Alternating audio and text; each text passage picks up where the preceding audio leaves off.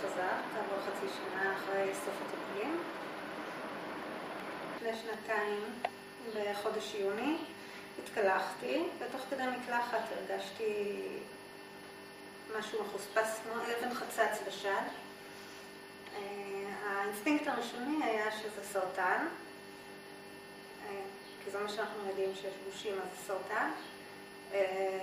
הלכתי לרופא, והוא נתן לי כל מיני בדיקות. היינו אמורים לנסוע למחרת לאילת. כשחזרתי מאילת אז הוא התקשר אליי, אמר לי שהתוצאות לא טובות ושאני אבוא אליו.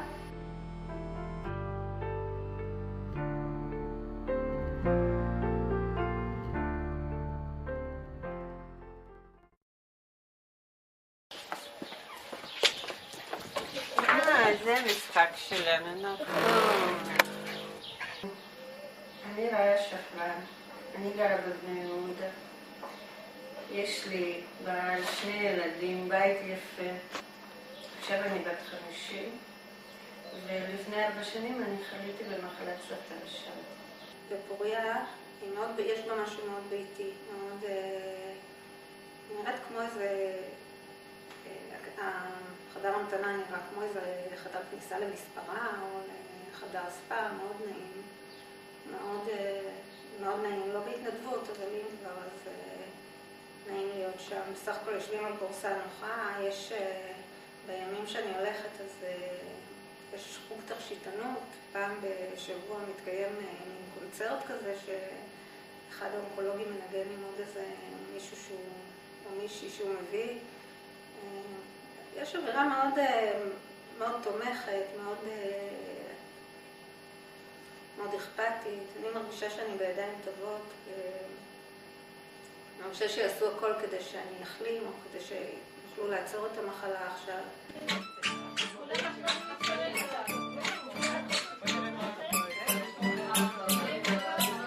עם כל הידע שלי אני לא ידעתי כמה שזה קשה. 24 שעות של הבחילות והקאות. הרווח בין הטיפולים בהתחלה היה 3 שבועות. אז השבוע הראשון אחרי הטיפול זה היה בחילות והקאות בלי סוף כל הזמן. שבוע השני קצת הקלה, ושבוע השלישי כשהרגשתי יותר טוב, אז נפשית כבר היה לי קשה כבר, כי אני כבר חיכיתי לטיפול הבא וידעתי מה מצפה לי. היה מאוד מאוד קשה, ומשפחה שלי הייתה איתי כל הזמן, ועזרו לי בכל דבר.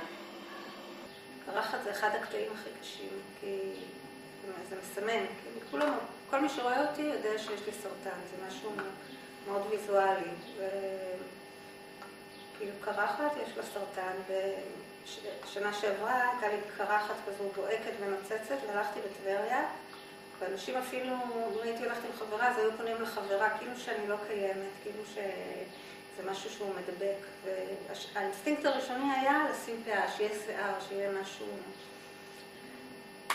ואז החלטתי בעצם שאני לא אעניש את עצמי פעמיים, גם יש לי סרטן וגם אני צריכה להסתיר אותו, כאילו לא עשיתי איזשהו משהו רע. החלטתי שאני הולכת עם זה, ומי שקשה לו זה בעצם הבעיה שלו, לא הבעיה שלי, כי לי יש את הקשיים האובייקטיביים שלי. והיום אני הולכת איתה בלי בעיה, זה הרבה פחות קשה לי. למרות שיש לי חלום שהכל ייגמר, אז אני אגדל שיער עד כפות הרגליים. כל הזמן היה לי כל כך חשוב לדעת שאני חיה, להרגיש שאני חיה. שאני לא רק חולה ומטופלת, שאני בן אדם שחי וחי את החיים שלו. ואז החלטתי שאני לא יוצאת מהבית, אף פעם לא מטופחת, לא מאופרת, לא לבושה יפה, כמה שאפשר, שאני נשארת אישה, ושאני מתפקדת ועושה את המקסימום שאני יכולה.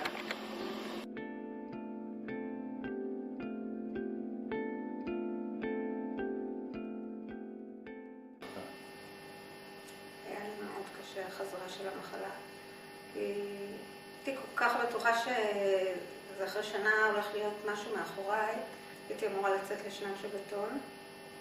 לא הצלחתי להירשם לשום לימודים, כאילו הרגשתי בלב שזה עוד לא סגור עד הסוף. וכשבישרו לי שאני שוב חולה, אז חשבתי שעכשיו גם השמיים וגם הכוכבים נופלים לי על הראש.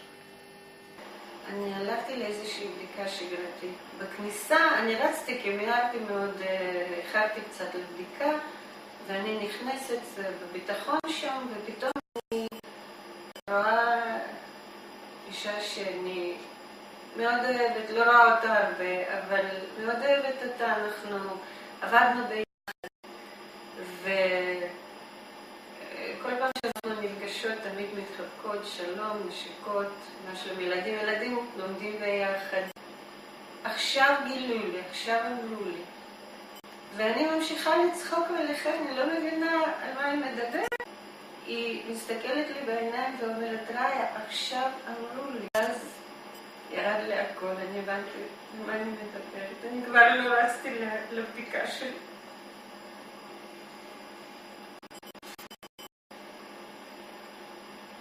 חיבקתי אותה. לא ידעתי מה להגיד.